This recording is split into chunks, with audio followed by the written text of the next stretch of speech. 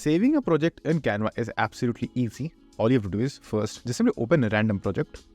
So let's say, for example, I'm going to open this project over here.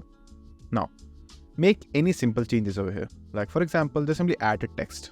And now just simply edit whatever you want to edit. And change it to whatever you want, like for example, test.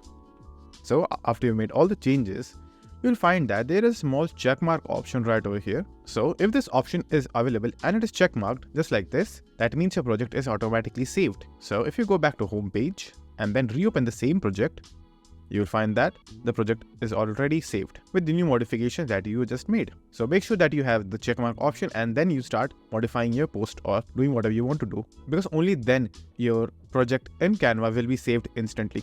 Because there are sometimes internet issues, and because of that, this option will not appear. And when it will not appear, just simply remember the project is not going to save. So that's it. And if you would like to get subscription for Canva, you can get the link in the description box below. And if this video was helpful, please consider subscribing and liking the video.